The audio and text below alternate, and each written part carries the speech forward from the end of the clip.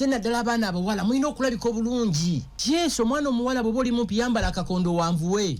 Bw'oba tolina mabeere yambala magic bra. Bw'oba tolina nviiri nnungi yambala wiivu. Ekyo si kiwaani. Ensi eno ya kiwaani.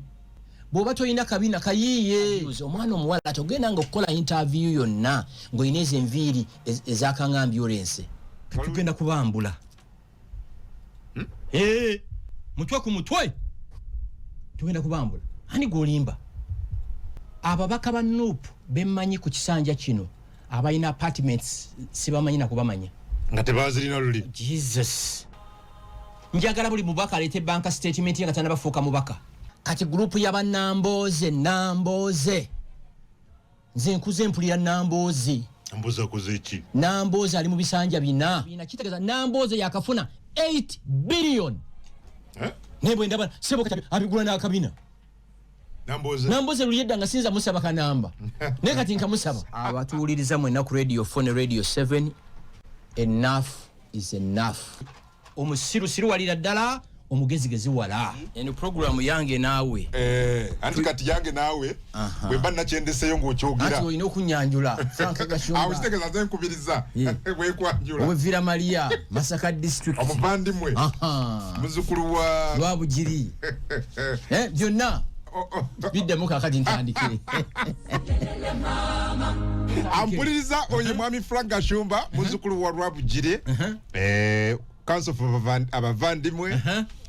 Kirala kyava mu Piero yo. Tata wa Sheilah Gashumba. Ekyo si kikulu nnyo. Nze Frank Gashumba. Nsibuka Vira Maria, Masaka district civilization yatandikira. Ekyo kikulu nnyo. Muzukulu wa Lwabugiri. Sebo tukwaniriza. Era ffe tukola radio show every Monday entuga esingo okuwulirizibwa wano. Every single Monday. Every single Monday single ku trendinga. Now we are lucky ne Masaka kwe tuli ku radio 8. Radio 8, yep. The entire Bunyoro region tuli ku radio 7. Greater Masaka tuli ku radio 8. Mu Kampala tuli ku radio 4. Okay. Yes. Kulika you weekend. Kikulu nnyo kwe celebratinga. Bannayuganda kye celebratinga bannaabwe. Weekubire ku ngoma oba kye bazikubira. Bannayuganda tebaagaliza. Bannayuganda baagala nnyo ebifudde. Kati shene ina besuza tebebase. Waliwo omukyala eyaŋŋamba ennaku ezo nti mubeera ku program entugebera ku TV ne muza why. Tinze clips nzijja ku masimu. Nemugamba no. Radio. It's a radio network streaming live ku all our social media platforms. You get it? Okay. So, what wali wasobola celebrating? Celebrate yourself. We're celebrating Valentine's Day. Bwati wali akuwa bimuli. Genda gye batunda ebimuli. Company nga ssatu ozisasule. Oziwa address yo babi delivering. Wokola bagambe nono bulijjo wali amwagala. Nga kikulaga teri ajja kwagala kusinga gwe. Ekyokubiri naddala abaana abawala bw'oba tolina muntu akutwala out, take yourself out, go and have fun. Naffe abasajja gendako obuukeko ng'ennyana, yambalako obulungi, gula ku perfume ennungi, kye bayita okwecelebratinga. Ensi tejja kucelebratinga gwe nga tonnaba kwecelebratinga. Kino kankibabuulire, tuli mu society erimu ettima, erimu obukyayi, erimu enge, erimu omulugube. So it's very, very important. No matter the challenges we go through. Fena tuina challenges. Eggulo nyina omukyala mukwano gwange. Twahavinze lunch together. Yanyumiriza muganda we challenges ayina neŋŋamba ayi mukama nze ate nga ndi bulungi. Okyuli andowooza. Tolinda munja kukyakala nga nyina emyaka 6. Mbunkolerera bukadde. Nina assurance kinti ndi kaddiwa. Nina assurance kinti ndi kaddiwa. Bantu bakolera bukadde. Ekirala bwe nkaddiidde mu kagaali. Tolabayo bantu bakaddiidde mu bugaali. Atya. Beerawo ku nsi ng'agenda okufa enkya ate beerawo ng'agenda okuwangala emyaka 10. Basically celebrate your life. Weeyisenga agenda okuwangala emyaka 10. Weeyisenga agenda okufa enkya ate weeyisenga agenda okuwangala emyaka 10 ku nsi kuno. Kubanga sina bukakafu nti naaweza emyaka 8, 9 oba 10. So buli lunaku Katonda lwalukeezezza nyina okukeera ku makya ne mwebaza nti olukeezezza ndi mulamu kangende mu kibuga. Okitegera ndowooza. Ate naddala abaana abawala mulina okulabika obulungi. Abaana abawala? Yes, omwana omuwala bw'oba oli mumpi yambala akakondo wanvuwe. Bw'oba tolina mabeere yambala magic bra.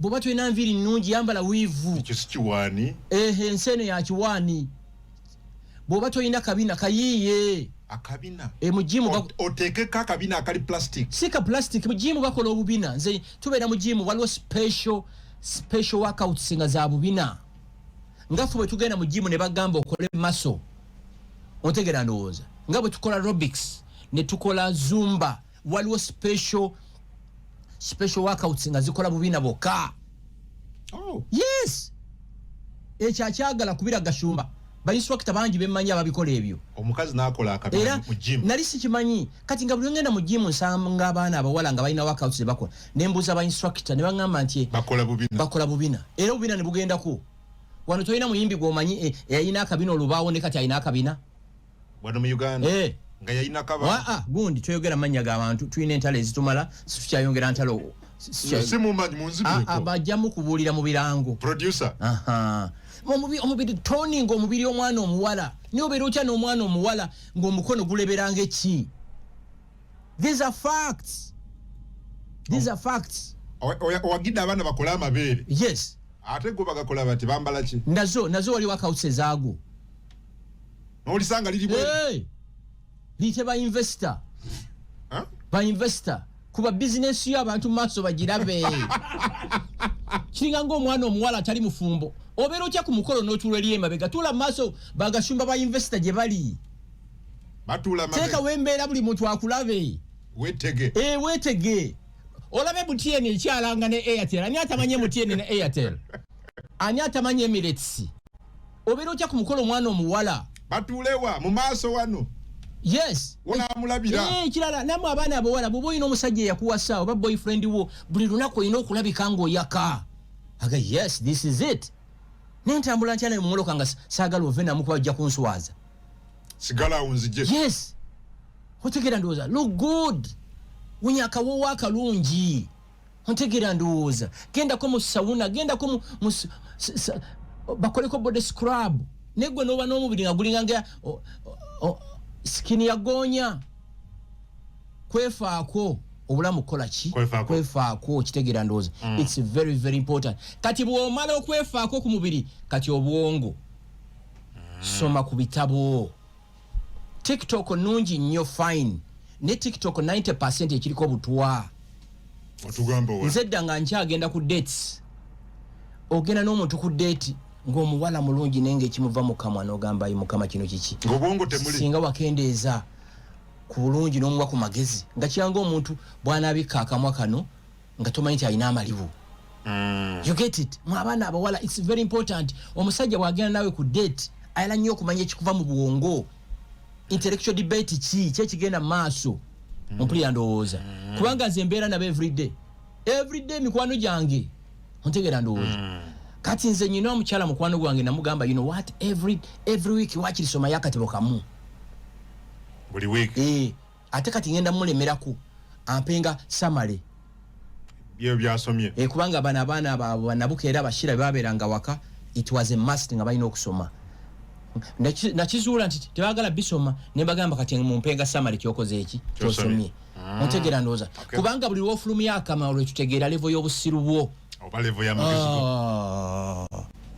ontegeera ndowooza so weewuunya abaana bawala ababeerawo nga bakola abatule emabega oyagala batule mulembe gwa kola ki kwetega yes omwana omuwala oli single badly you want to get married oli ku mukolo guliko ba investor naye otudde eri emabega lwana otule mu maaso ate ng'olabika bulungi yes ng'olabika bulungi n'entuula nayo nkulu okimanyi nti n'entuula nayo nkulu yes abantu balina bwe batuula ompulira ndowooza yambala bulungi decently weekube ka perfume ko toyambala ng'ate ambulance by the way omuwala asinga okwambala abawala abambala tayambala bintu bingi buba butono naye nga buli classy omuwala amanyi okwambala omuwa emitwalo 10 n'agenda downtown n'ajjayo engoye n'ayambala n'ajja ku mukolo bunaga yes that's it omuntu atamanyi kwambala omuwa milioni 2 n'ayambala ebiviiri bino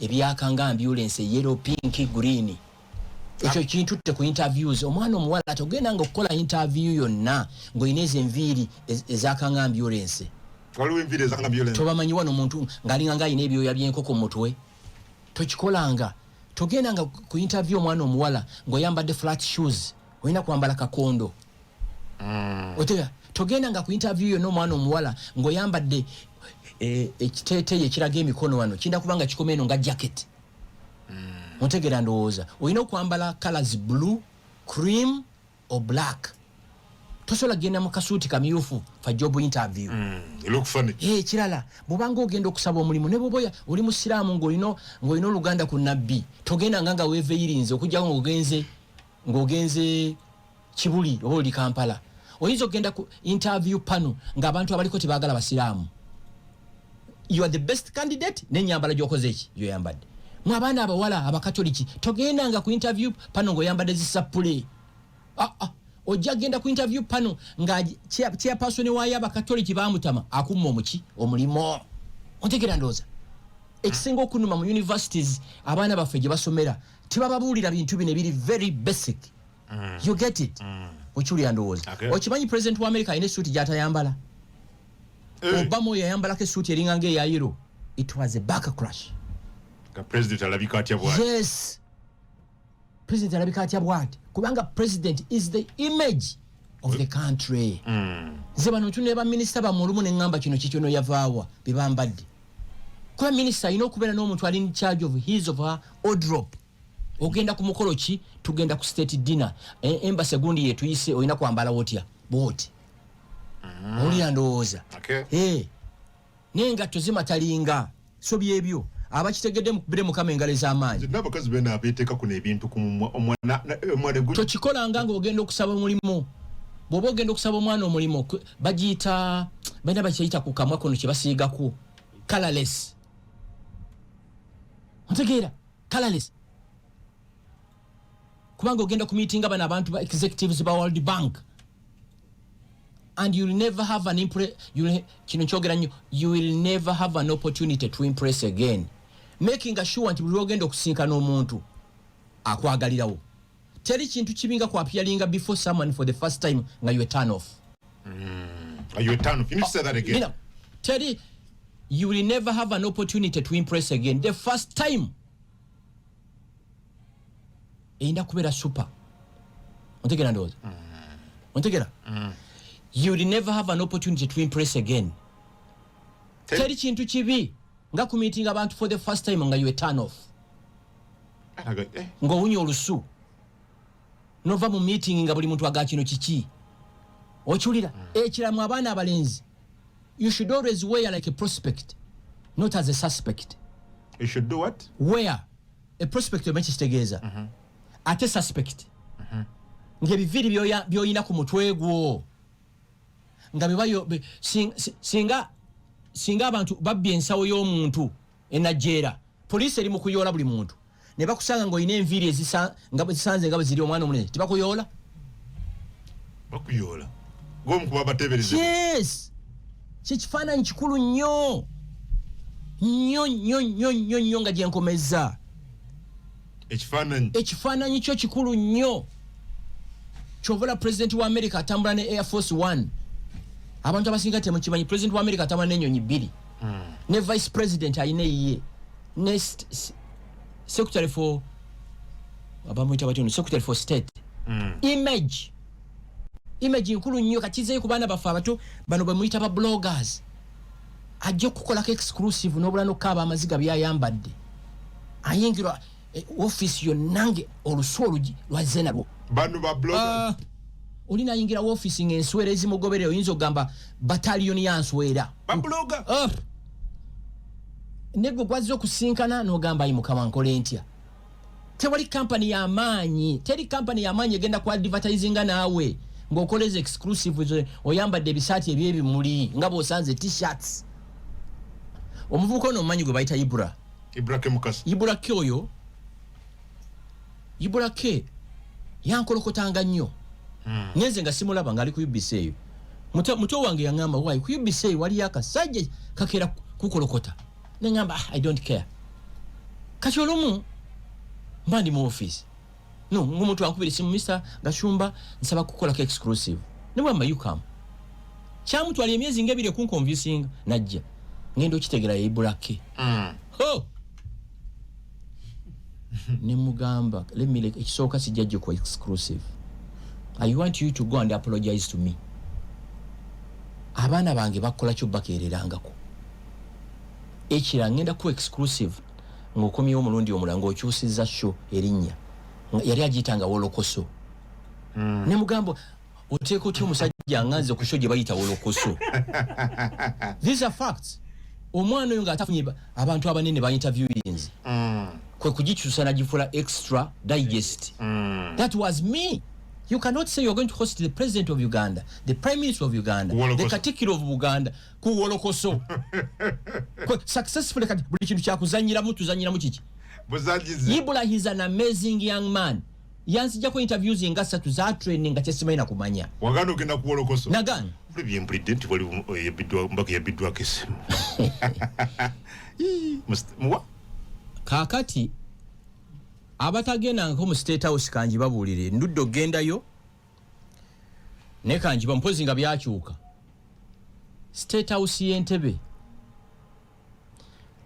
kasita muvuga ne mutuuka ku gate erinnya lyo lirina okubeera ku lukalala kasita libeerako n'oyingira ne bw'oba n'abasirikale 100 bonna basigala awo basigala bweru gwe n'oyingira ne driver wo na kudropinga bwe baggo weevuga emmotoka n'ogiteeka mu parking n'otambuza ebigere waliwo obaire wingi eriko on the east ne bakebera wali tebalina gwe batakebera nyina general omugwe nagenda naye bakebera oli nze ate tebankebera nannyo bakyusa general ne ŋŋamba bano ba general bujjo batwekyangirako ku street neno babafuula ne ŋŋamba laawa kibalo ompulya mulinga bwe ŋŋamba abaana basooka mukubira saluti saluti olumala ogikuba bwe pa batandika ogwabwe ne baaza buli wamu ne Kampala ne zipu bagikebera balabe oyinza okubanga zipu gye waleese ezze kumalawo Saabalwanyi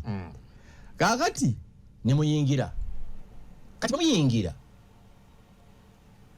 bwe muba mugenda ku meeting zonna waliwo on the left bwe muleka essimu buli muntu simu ye ne bakuwa kakaadi kaayo ne bw'oba oyina simu gy'oyagala okuba osobola okuva mu waiting room n'ojja n'okuba essimu n'ogizaayo kati bwe ndaba omubaka agamba bwe bamubbyeko essimu mpozi nga babaka banno be bagibbye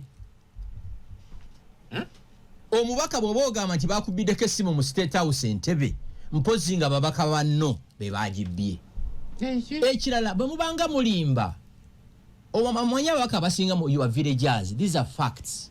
Ababaka basinga. Yes, nze mbeera nabo mikwano gyange. Bannakyalo. Bw'oga nti essimu yakubiddwako gavumenti ya Uganda ina capacity okumanya essimu eyo yabbiddwa wa. Especially nga kikutte ku mubaka. Sina ku mubaka naffe we tuli wano.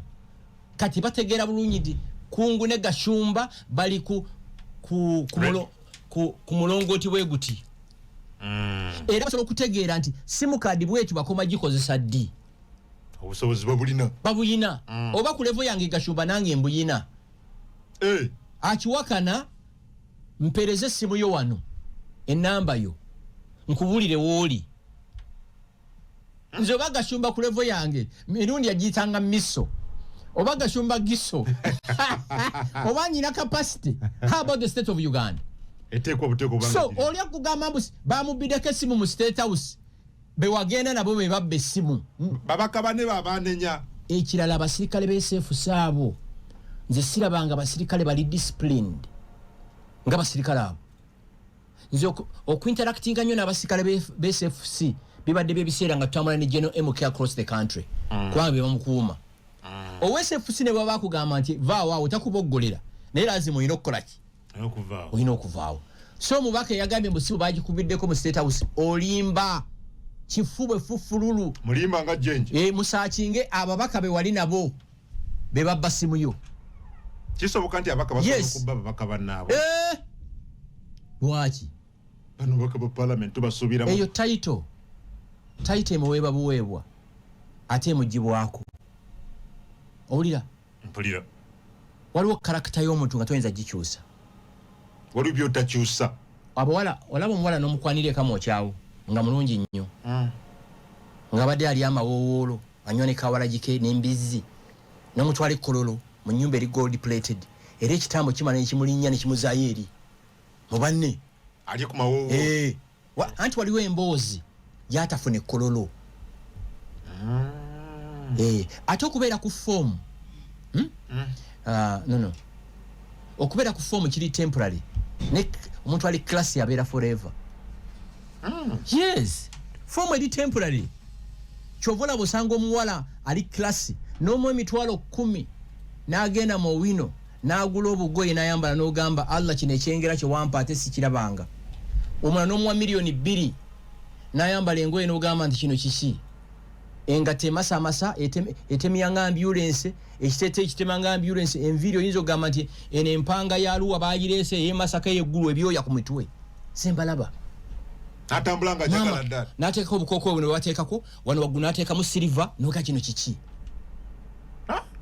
ero yebwanaabira mu kisenge kyo manya chemicals zalese mu kisenge bafu namba era ebinaabira ebyomulembe bwe kibeera mu sensa kiyinza n'okusindika message ku simu yo nekigamba kino kiri too much kisuse so litabalimba oyo agamba mbu babbye essimu bagimubiddeko mu State House kebera baduleva bo ne banna ababaka be wali nabo it's impossible yani erinnya ly'omubaka oyo simumanyi wawulidde buwulizi nalabye ne Kirunda ku tweet ye nga abitaddeyo Faruku Kirunda munamuli wa president waliwo ekyo yatazanyiramu ennaku zino you cannot say nti ndibundi bujjo bana abasiye bayi bano abSFC bajja kutegeera nti wa oli muyenga bakukwata ebulungi nnyo bakwata ne batega nti wano olimba kibatwalira eddakiika 7 okumanya wa woli kyekyo nno yes.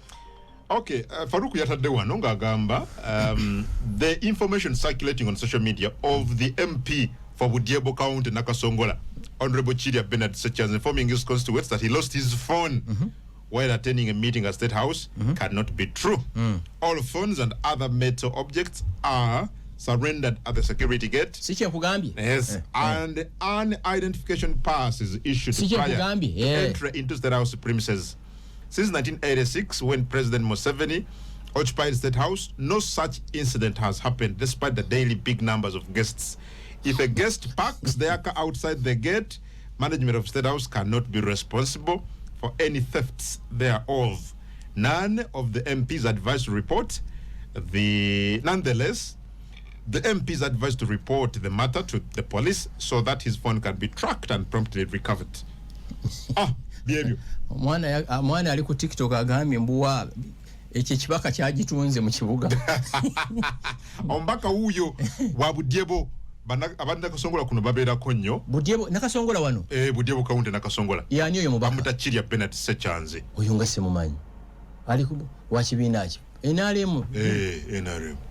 Kakati oli mu nnyumba mukama mu mwasula n'oganja ate bakubiddemu basajja mmwe ababaka ba parliament be balonda nga tuyingira akaluka 2026 bagamba nti aweze ebisanja bimeka oba bina oba bimeka ntemugeza ne muddamu okubalonda okujjako ssemujjo olwanga nti baagala clarity yongera otangaze ku kino. Yes, abatuwuliriza mu ennaku radio 4 ne radio 7 enough is enough. Come again.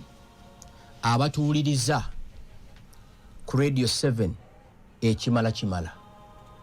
Omubaka yenna asusiza ebisanja 2 tasaana kudda mu parliament. Lwaki ekisooka situbalaba nga bateesa omuntu gwe tulabanga ateesa ku parliament n'atuwa facts and figures yese mujunganda. Omubaka yenka ali omubaka omu alimu ababaka 10 yese mujunganda. Kati grupu yaba Nambooze nze nkuze mpulira Nambooze kuzeeki Nambooze ali mu bisanja 4 owulira tebasaana kudda ekya Nambooze toyina right criticizing President Museveni. Nambooze kankikubaliremu omubaka parliament katumuwe miliyoni 33 okiwulira sebo 33 ng'ate waliwo abafuna 45 times 12 months ziva mu miliyoni 396 omwaka gumu Nambooze afuna ulira milioni 396 ekisanja kibeeramu emyaka 5 times 5 afuna 1.9 billion afuna bilioni emu 1.9 billion bilioni emu mwabukadde 98 lafule 2 billion yakamala ebisanja bina kitegeeza Nambooze yakafuna 8 billion okositadeko the 1.2 billion ze yalira nga ali New York nga yefulambo mulwadde we yalwalira tumale tumukube yakomose bakyakwata emiggo bwe twamufungula emiggo n'agisuula wansi toyina locus group eyo kudda ekibuzo kiri nti babaddeyo emyaka 4 ebisanja bina impact yabwe erichi ku ground 0 abantu b'omu Buganda mwerabira nnyo ababaka b'omu Buganda bekwekanga nnyo mu kintu ky'emmengo tugenda kulwanira federo tugenda kulwanira Ssaabasajja Kabaka munda mumbulire yo lunaku lumu ababaka b'omu Buganda lwe bali babadde mu parliament ne bagamba nti eno nsonga ya Buganda ababaka bava mu Buganda yes ensonga za Buganda diwe bali basosowaza mu parliament ensonga za Buganda tezitegeeza Mengo zitegeeza the central region mulumbulireyo tebasaana kudda omubaka asusize ebisanja 2 manyi bangi muli mikwano jangana I don't care sijukira ko wacho je Nambooze yeka Nambooze because bangi tewali wano tewali muntu mukuusa nga Nambooze Nambooze akufumita pini ate ye n'akaaba yagenda mu America ne bamuwa 1.2 billion nga buli lunaku government ya Uganda musasula siringi $7 nga bawo mujjanja be muwa $5 muyamenye ko mugongo nakomawo n'agamba omugongo gwateredde ne kati omukono gwe gukyalemye nga era ayagaladdeyo ne tumufungula Omumerika asobola okufixinga omugongo n'alemu omukono w'abantu ki ate nze anankola ki mukono municipality mu parliament yo mu mikwano gyange mbamanyi talimu ogwaffe guli gumu kubuulira bantu Senkubugo oyo balina omuzannyo gwe bakolanga nti omusirusiru walira ddala omugezigezi wala simple yakafuna 8 billion mwe abatuuliza ku radio 4 ne radio 7 nze manyi billion enalimbadeko nayo I know a billion kyetegeeza bw'oba ne billion ku account buli lwoyingira banka buli manager avaayo okumanya billion y'amaanyi waliwo ne banka eyanzigulirawo olw'esande kubanga I badly wanted money osege nga babalimba Museveni mubi mutulage nti Museveni mubi nga mwete mu standing again you get it Nambooze group ya Nambooze bali badde Nambooze yali badde ina ekifaananyi kya Yoweri Museveni statue ya Museveni mu compound ye nga agisinza nga ffe bwe tusinza statue za Bikira Maria kubanga yamufudde kyali ngamuwakanya ontegeera no ye mwaliira Nambooze buli kisenge kye kyali baddemu ekifaananyi kya Yoweri Museveni okumwebaza sebo watukolera eggwanga mutufunidde bino Nambooze yayina ki yakolanga mu katali nga musirike bano basikaali ababeera mu butale Nambooze you get it Nambooze nze Lord Mayor oyo Lukwago balina lo farm wano ku Lisoni Road nga Pioneer Mall awo nga ngendawo nnyo nebo ndaba sebo kati abigula n'akabina Nambooze luyedda nga sinza musaba kanamba ne kati nkamusaba abuuka ng'ennyana kakati musajja muleke ye yamujja kwani yamusanga mu kigo ky'e Bwanda ompulira ndowooza so tebayina so abantu betegereza amaze emyaka ebisanje ebibiri mu kadda okujjako Ssemujjuŋŋanda bibiri bimala oyo Ssemujjuŋŋanda si mubaka wa Kira mubaka wa Uganda Ssemujjuŋŋanda bw'ayogera ebigambo obanga wali oludde ku Luwombo omukazi omuganda lwe yafumbye obulungi omuwuliza n'alaga kino ateeseza ku fule ya parliament ku madaala n'ayogera ku radio n'azigendako ku TV n'agendako Nambooze tateesa Nambooze n'omugoba ku NBS ayinza okufa okitegeera ejo group tedda sebo Kyagulanyi sebo principal bano group eno toba wa tiketi leta ku baana abatabala nabo bazimbe ku mayumba kubanga na bano twabasindika tuteseza bade nonyeza no luyimba nti nebe twatuma tuteseza lwa mayinja nebe twatuma tuteseza bafuna billions nabo bateseza mbuto zaabwe ukitegeera oyagala okuwulira kale oli mu mundu sozi wuliro njagala omuntu omulala ajje naye azimbeyo ko nyumba omanyi ekyo kankireke nja kyogera olala sikati sijja kyogera kakati mama abantu beyagalidde ku mulembe gwa ate kinnuma okimanyi balooza bagashumba ffe tuli mu kweyagala abali abalala abeyagala balala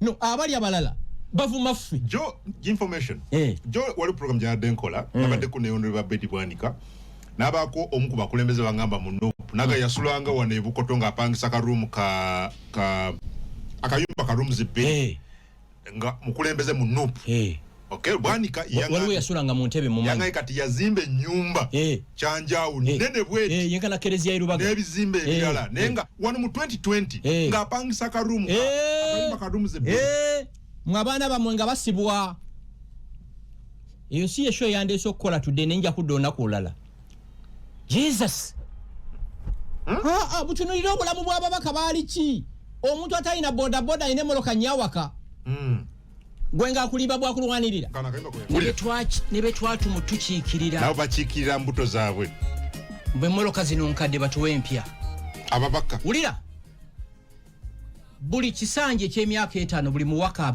aweebwa moloka ya milioni 10,000 buli kisanje kitegeeza Nambooze yakafuna milioni 8 ez'emmotoka and group milioni 8 ez'emmotoka ng'akola bu TikTok live awo ng'abaguumaaza katugenda kubambula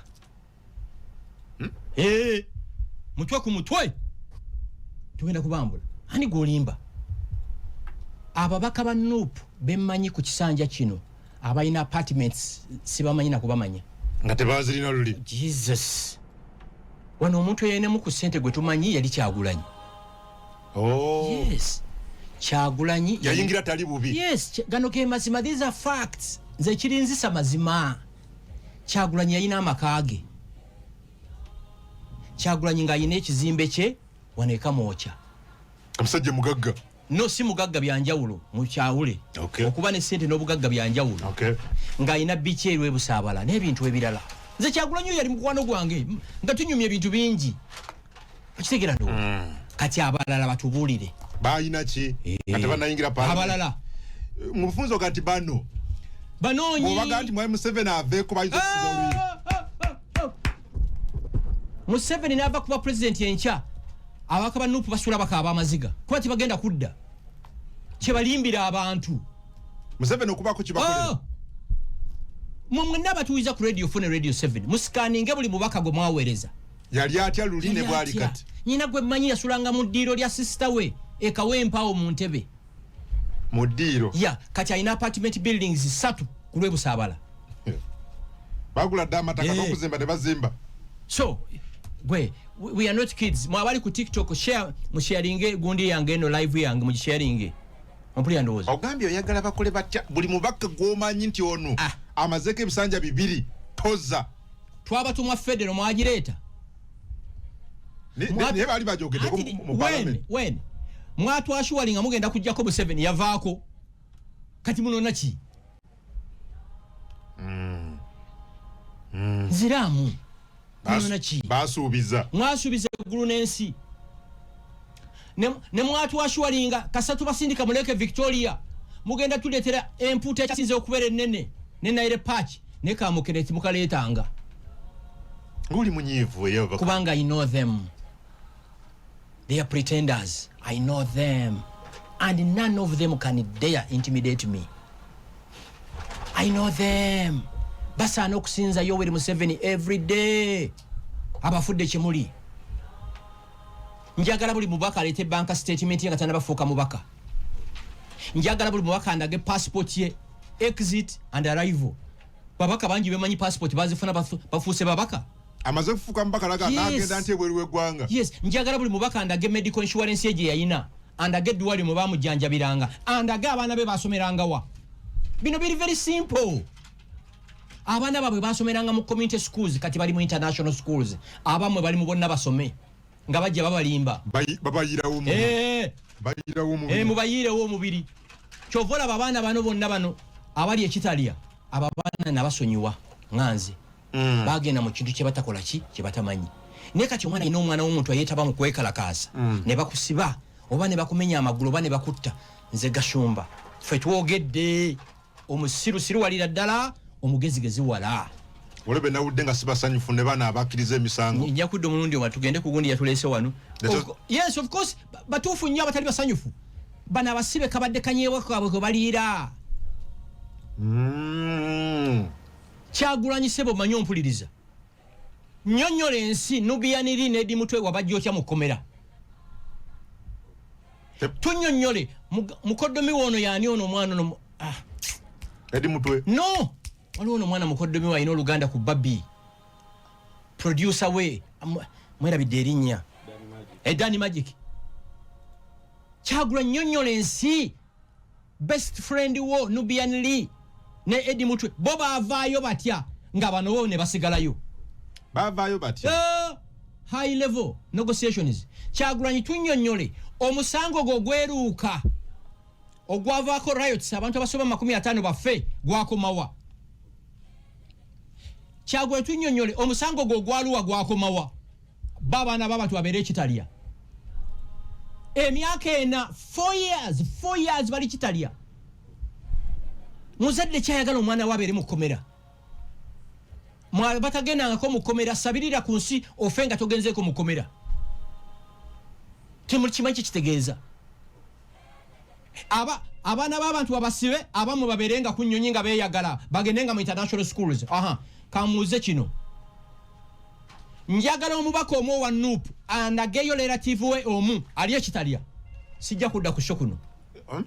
Njagala omubaka omu wa NUP ondageyo brother wo ba sister wo ali ekitaliya. Sijja kudda ku sheno. Ali ne bano bo Olivia. Ali ne bo Olivia Lutaya.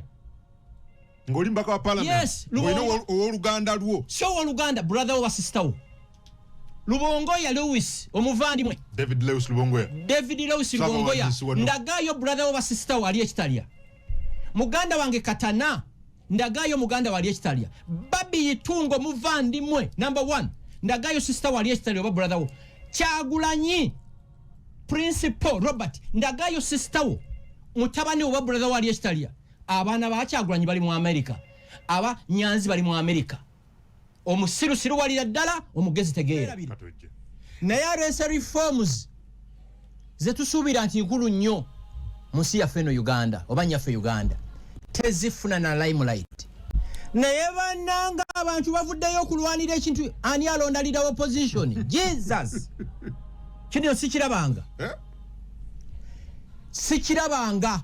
Amaanyi ge batadde. Nga kikulaga bannaffe bo balwanira number 2. Kati oli siba nkyogera wano. Bano bafa kulitaininga position zaabwe mu 2026. Kyovola Bakyagulanyi yayimbudde balubongoya bonna ne bagenda mu parliament. Okudefendinga nti leader opposition aina kulondebwa asinze okufuna abantu muki? No parliament. Owokubiri okufuna abantu mu parliament. So it's not about you, it's about them.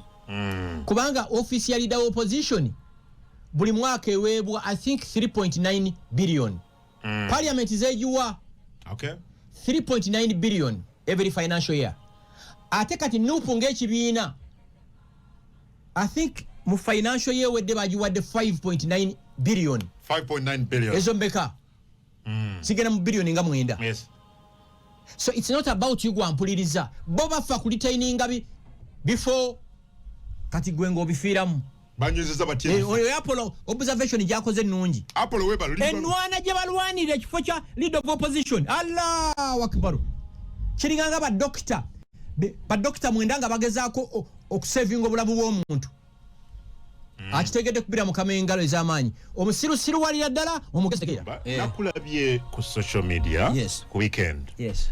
watambudde nnyo nabyakatambe kawebaza ebimuli muwala wo Sheilah Gashumba byakuwadde era n'oba kuyiga byayogedde nti celebrate abantu nga bakyali balamu OBUBBI bizanye kyozo oyogedde webigambo 2 kinkoze bubi nti obudde bugenze simanyi basolo twongera eddakiika 15 kubanga ensonga eyo nkulu nnyo va ku bino byetubaddeko kaakati abantu balina ennaku ku mitima kungu abantu bayambye abantu baweeredde abantu balabiridde abantu ne basasulwa batya katuuza amaloboozi gano ng'oyogera ku birabo bya Sheilah Gashumba byakuwadde wuliriza ali ku Radio 4 Sheilah ebimuli birabye yesimanyi omanyi nti njala nnyo ebimuli naye akabasa temuli kantu banange next time ompeerezanga ku bimuli nga bino ebimuli birungi nnyo naye tutadde mu kantu oba okateeke ku mobile money kiri kitya. Anyway, thank you so much. I really love flowers. Honestly, I always encourage friends mutandika okucelebratinga abantu nga balamu, mulekerawo okutwala ebimuli ku ntaana z'abantu, mulekerawo okutwala ebimuli ku keesi za A+. Omuntu oba omwagala nnyo mu celebrating ng'akyali mulamu, tewali kigganda ku surprisinga muntu na bimuli nga bino, tewali kigganda ku surprisinga muntu ng'omugula ecupa ya wine, ecupa ya champagne, enkoko ng'eyo ne bagimubagira n'agirya. Abaddugavu ensonga eyo mugimanyi, it's very very important. It pains me every day okulaba nga mucelebrating abannaffe nga bamaze okufa ne muboogera buli kirungi naye nga be baali bakyali ku nsi kuno. None of you cared. So thank you so much. Sheilah webale nnyo ne mobile money nkyagirinda muno, nkyagirinda. Kale byebyo ebigambo bya Mwami Gashumba eri omuwala. Kakati ebigambo ebyo singa obitunulira tibyabadde bya Sheilah, byabadde bya buli mwana omuto oba n'abantu abakulu. Singa nayagadde musiimanga ye nalibadde mukubira essimu kw'enamba ye ngiina. Naye nakoze vidiyo eyo kungu abantu balwadde emitima ng'ekibalwazizza ebirungi bye bakolera abantu. Waliwo sikolo omu bamuyita George Orwell yagamba nti ekisinga otuluma ku nsi si nsobi ze tukoze n'ebintu ebirungi bye tukoledde abantu ababi. Kungu abazadde basacrificinze okuweerera abaana. Abakazi bali mu bino, bali nakasero mu katale, bali nakawa, bakola emirimu gyonna emijama baweerera abaana. Abaana ne bakula ne batasiima bazadde baabwe. Kungu abantu bayambye abantu batalinaako luganda, nga takulinaako luganda n'aweerera omwana okuva P1 paka university. Omwana oyo omwaka ne gugwako nga takubidde na ku muntu ono simu, sebo oli otyo oba maama oli otya. Kino nkibagamba gwampuliza ku Radio 4, Radio 7 ne Radio 8 e Masaka.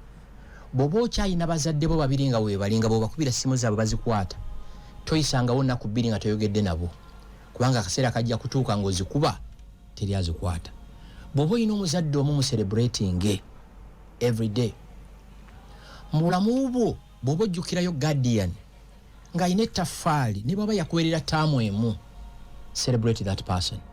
Mujjukire bano abazadde tebaagala bagulira bizimbe, they want to be appreciated. N'abantu abalala gwe bw'oba ompuliza ku Radio 4 Radio 7 ng'omulimu gw'oliko essaawa zino waliwo eyakuyamba ogufuna, oyo ye Katonda wowe Kampala, oba tokimanyi. Bw'oba ompuliza ku Radio 4 essaawa zino nga wooli waliwo eyakuyamba, nga sente z'okozesa waliwo eyazikuwola, nga teziriko na security oba guarantee mu celebrating. So message yadde beyond. Kungu obeera otya e Kampala n'olya a 7 colored meal. A 7 colored meal ogimanyi? Yemmere ebikanga 7 nga gy'olya buli lunaku. Naye ng'omuntu eyakuteekako akataffaali ali emmere za kala 2 ozimanyi? Omuntu ali emmere za kala 2 ye munaku. Ebeera kawunga na bijanjaalo. Ebijanjaalo bya brown, akawunga kaki keeru. Oba nga ali amatooke n'ebijanjaalo. So the message yadde beyond hatch ovolana Sheilah agitadde ku TikTok ye nakomyo giraba ekirongo abantu miliyoni 1.10 bakagiraba. Okitegera ndowooza. Tuyiga okusiima abantu nga balamu. Mirundi twabeeranga naye. Ne mwogere ebitazikawo nga mirundi avudde ku nsi kuno. Nenga twabanga naye ku Diwinton Road nga n'amafuta tagalina gamutambuza. Isma all access. Buli kyayogera kyonna mu kizanya kakati. Oyo mwana alinga ng'eyagenda n'essimu jali Small access. yes Buli kyayogera buli ekibeerawo nga bajja akatambi.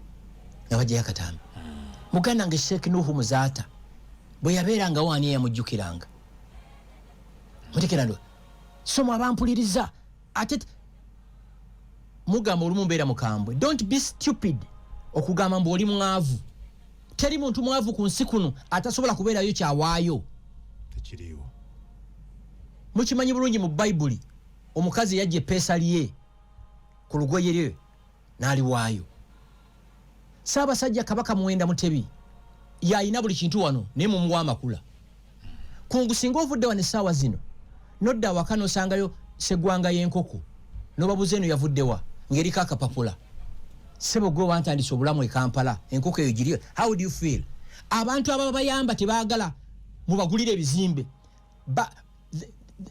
baagala kuwulira nti someone outside there appreciates ekyamukolerwa Ompuli ebimuli ebya sente meka bwe kiba kinyi nyo mitwala 25 ebyo ebimuli nze kyogamba nti teeka kaka baasa nze mmanyi ebitrending bwe mbanjogera you get it owulira ndowooza maama wabeera atya eyakuzala n'akuteeka ku nsi eyanywa buli ddagala erikaawa ng'ennyama n'omuceere agirya ku mikolo naye nga gwe oli Kampala weebuuka maama wabeera atya ne gomesi 2 ng'eno bwagirimiramu eno gye yebikka taata we yakuteeka ku nsi kuno by the way nekyo kyetuzudde leero kyenzudde abasajja bakaaba silently taata we nayambala bino ebikooti ogw'ettaka gumpuuba ogumanyi ogwo bino ebikooti ebinene ogw'ettaka gumpu oba abakungubazi balinze ggwe naye gwe oli Kampala weefudde wa kitalo you get it so ye message yakibaddemu akaseera katuuse tucelebratinga abantu bonna ababadde mu bulamu bwaffe nga tukyali balamu Nambooze